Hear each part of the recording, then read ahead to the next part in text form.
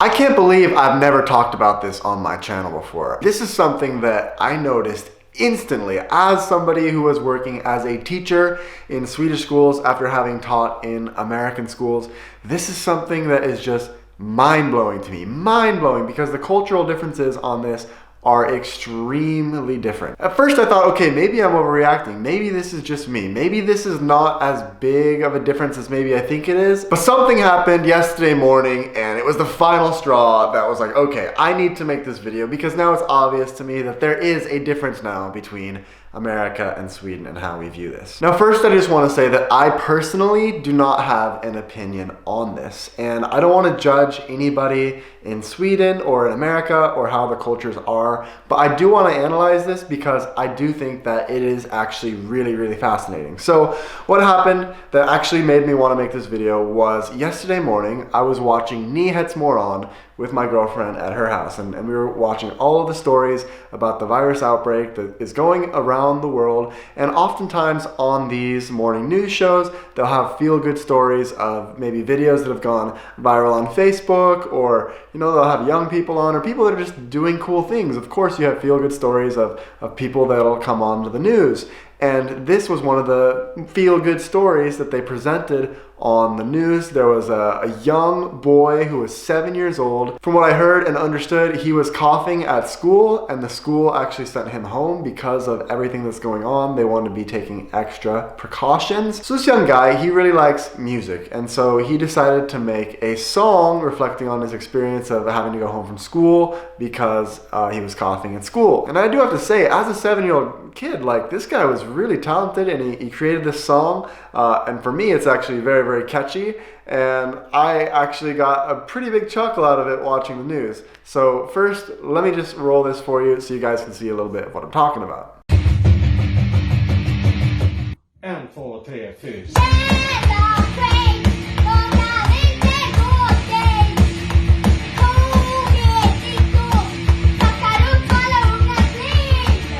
So as you guys can see, this was a little bit more of that punk rock style, and as a 7-year-old, he's got some real talent with the drums, and for somebody that likes punk rock, I could see that this would be pretty good, especially for somebody that age.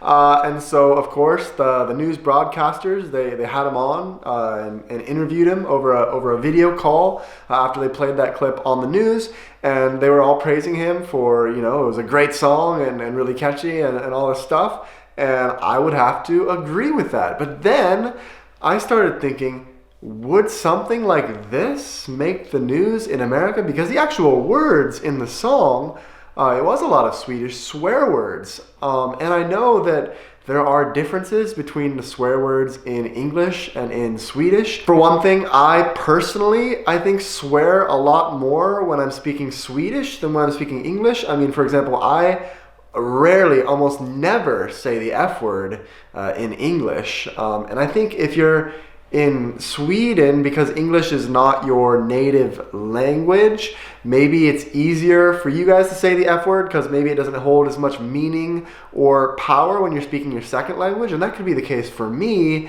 Speaking Swedish, I think maybe those swear words don't have as much power and meaning when I say those words because Swedish is my second language.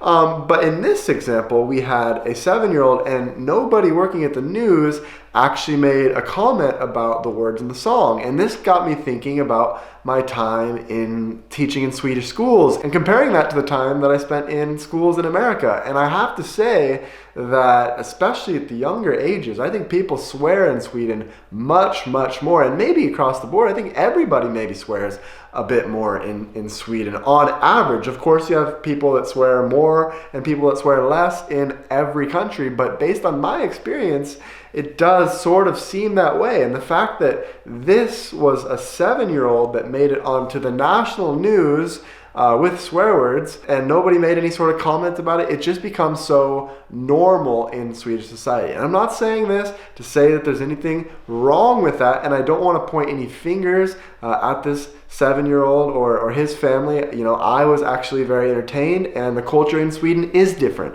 than what I am used to with my upbringing. But as an American, it is something that really kind of stood out to me. And so I want to talk a little bit also about Swedish Swear words. I mean, most of the words that are Swedish swear words come from old religious contexts. Like most of them are referring to devil or hell or damnation. A lot of the words like jävlar, helvete, fan, those are all words for like devil and hell.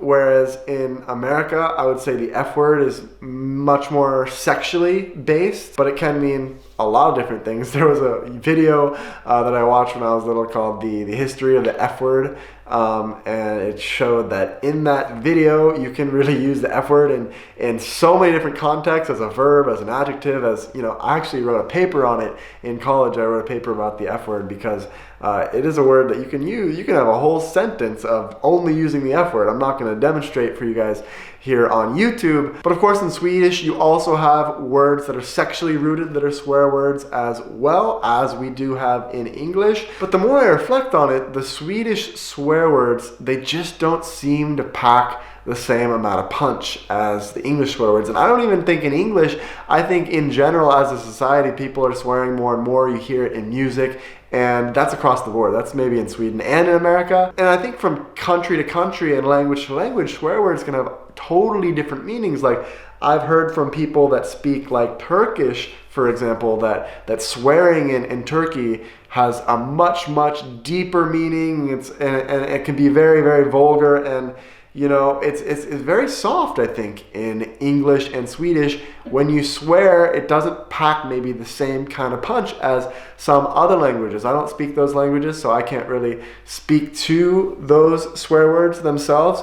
But we also get into a situation of when we're translating swearing from one language to another, what is the best way to translate it? There is no direct translation for what this young boy was singing in the song to English. You know, I have in my head what I would maybe translate it to, but the words are not the exact same. So I'm curious what you guys have to think about swearing in Sweden or swearing in America. If you spent time in both countries, do you notice a difference between one side or the other? I don't think this is just me, and I think seeing a news story that made national news with a young person using swear words, I mean, there'd be times where I'd be riding a bus and there'd be, you know, fourth graders going around on the bus, and I hear "yeah, blah" from one of the fourth graders. I'm like, whoa, okay. I'm trying to picture, you know, like somebody below the age of 10 using the F word on a public bus. I don't really hear that very often. I would be very taken aback, and here it just seems more common. So let me know what you guys have to think. I hope you found this interesting, and give your opinions on it. I'm kind of in the middle because I've seen both cultures and I've seen both things, but I did want to just point it out and share my personal experience with it. So with that, I'm going to wrap this video up. Be sure to like and subscribe if you want more videos about cultural differences like this one, and I will see you in the next video.